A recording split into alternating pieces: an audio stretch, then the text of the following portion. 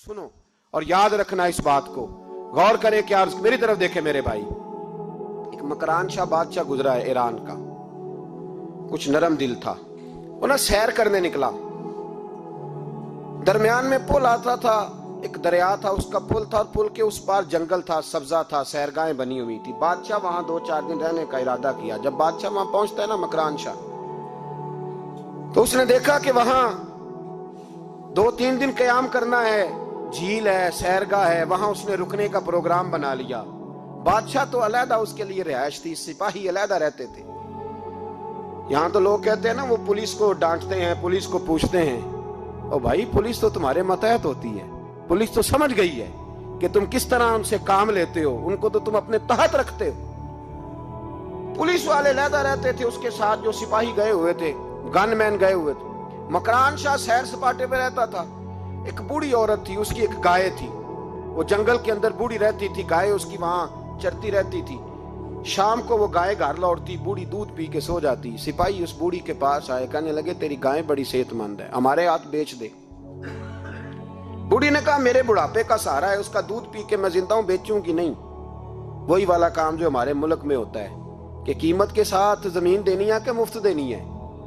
जब बड़े आदमी को पसंद आ जाती है तो कहते हैं मोल देनी है कि मुफ्त देनी है, तो देनी पड़ती है, गरीब है, क्या करें, मजबूर है, मजलूम है। कहा बूढ़ी औरत से सिपाहियों ने बेच दे, कहा नहीं, कहने लगे नहीं बेचेगी तो हम ले लेंगे। उस औरत की गाय जबरदस्ती सिपाही ज़िबा करके खा गए। बूढ़ी ने बादशाह तक पहुंचना चाहा, लेकिन उसको पहुंचने न दिया गया, मना कर दिया गया, उसकी रसाई ना हो सकी, गरीब औरत थी। जिस दिन मकरान शाह वापस आ रहे थे ना, सैर करके पुल से गुजर रहे थे, तो किसी ने बूढ़ी से कहा कि बादशाह गुजरेगा। वो छुप के पुल पे बैठ गई, और मकरान शाह जब पुल से गुजरने लगे तो बूढ़ी आगे आई और उसके घोड़े की लगाम पकड़ी। ऐसा जुमला कहा कि मकरान शाह चकरा के जमीन पे गिरा, और बूढ़ी कहने लगी मकरान शाह तेरे सिपाही मेरी गाय ज़िबा करके खा गए हैं, तू बता उसका हिसाब इस पुल पे खड़े होके देना कि पुल सिरात पे देना है। बता यहां खड़े होके देगा कि वहां खड़े होके देगा, बोल।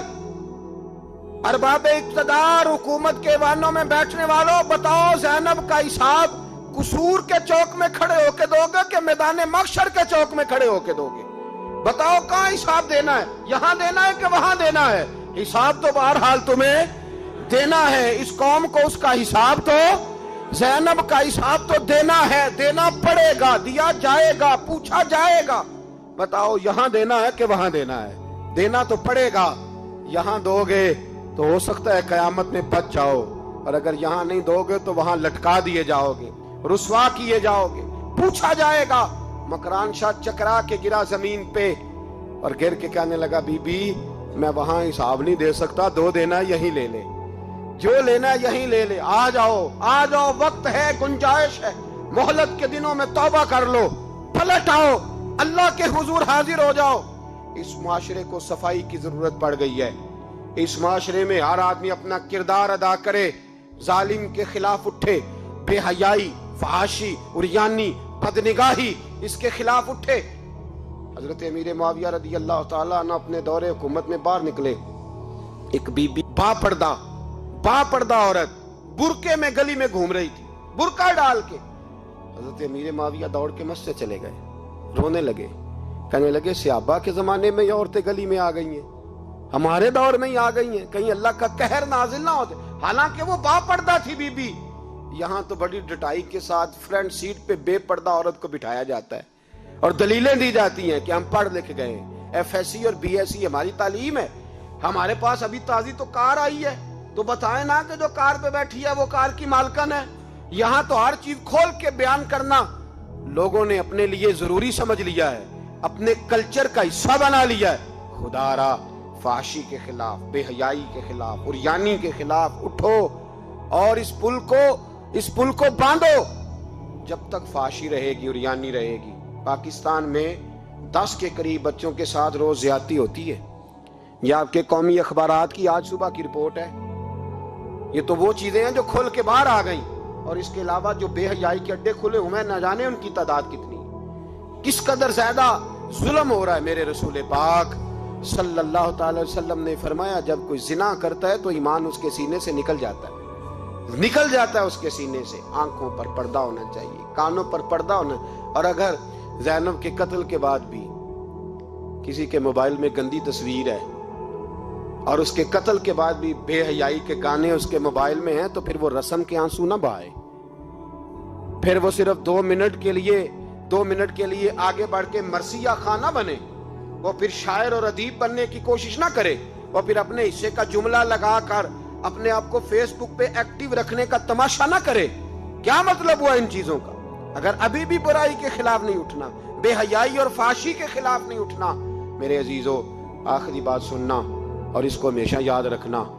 میرے نبی پاک صلی اللہ تعالی علیہ وسلم نے فرمایا ہے کسی ایک مسلمان کے قتل میں اگر اہل زمین اہل آسمان سارے بھی شریک ہو جائیں, سارے, تو فرمایا ہو سکتا ہے اللہ سب کو جہنم میں ڈال دے. اس لیے کہ جو قتل ہے نا, قتل ایک ہے زیادتی اور ایک ہے پھر اس کے بعد قتل. ایک انسان کا قتل انسانیت کا قتل ہے. اتنا بڑا ظلم. اور یہاں تو اب قتل کی خبر آ جائے نا اخبار پہ تو اتنی دلچسپی والی رہتی نہیں.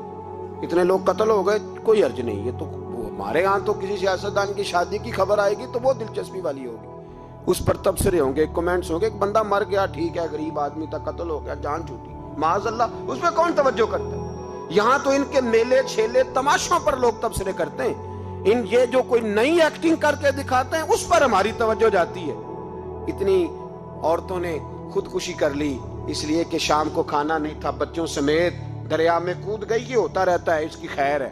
معاذ اللہ, یہ تو سارے زمانے میں. یہ دیکھو کہ کسی سیاسی لیڈر نے کوئی نئی ایکٹنگ کی ہے تو اس پر تبصرہ کرتے ہیں, اس پر تھوڑی دیر بیٹھتے ہیں. او خدا کے بندو, اپنی ترجیحات بدلو. میں کہا کرتا ہوں ان کی گاڑیوں کے پیچھے بھاگنا چھوڑ دو گے تو یہ صحیح ہو جائیں گے. ان کی جائز ناجائز چیزوں پر نعرے لگانے بند کر دو گے تو یہ صحیح ہو جائیں گے.